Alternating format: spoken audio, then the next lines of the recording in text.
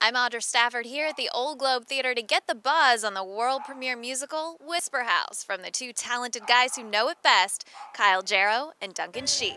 Release your heavy heart, rest your weary. Set in a lighthouse in Maine in 1942, Whisper House tells the story of a young boy named Christopher who's sent to live with his aunt after his father is shot down during World War II.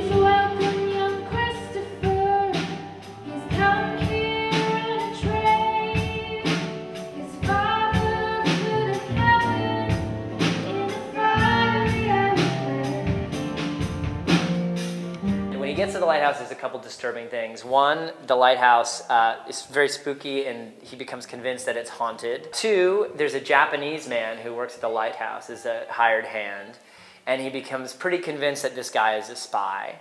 And three, his aunt is this curmudgeon-y woman who has no experience taking care of kids and no desire to take care of a kid. How was your dream ride? Well, that's quite enough small talk. Writer Jarrow says the complex tale started off as just a simple ghost story. I went down a couple different paths before I sort of arrived at this story. First of all, I felt like a story about a child made a lot of sense. I mean, I think children and ghosts has always been just a really natural connection. And I wanted to write a story about fear. He was most terrified of being buried alive. And my brother was in the army. He was actually in Afghanistan.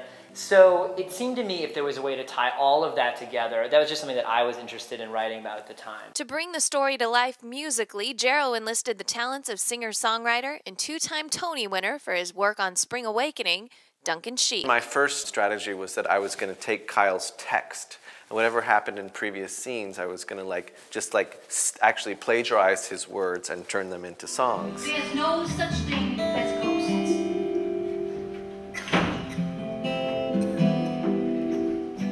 Indeed, there's such a thing as ghosts. And that turned out to be like an impossible thing. You just actually can't really do that. But it was like, it kind of got the ball rolling. And then it was really super fun for me because I got to write these songs from the perspective of these cynical and sardonic ghosts.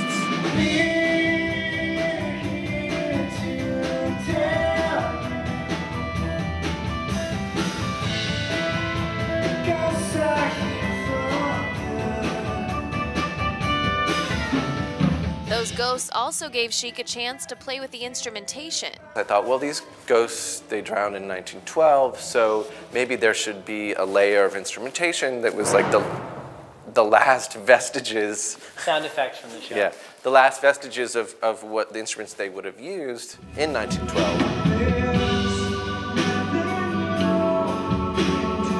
David Poe, who's the replacement for Duncan on the stage, and it's great. He plays one of the ghosts. He said something interesting about Whisper House, which is that he said that he thinks of it as Duncan's Sgt. Pepper record.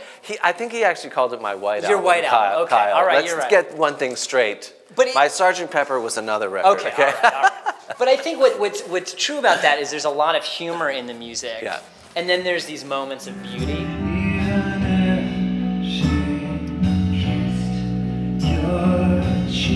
It just makes it a really fun score to listen to.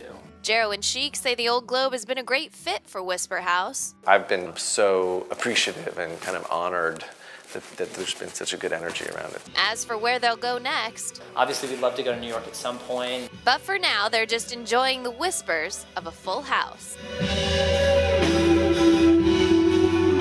For Broadway World San Diego, I'm Audra Stafford.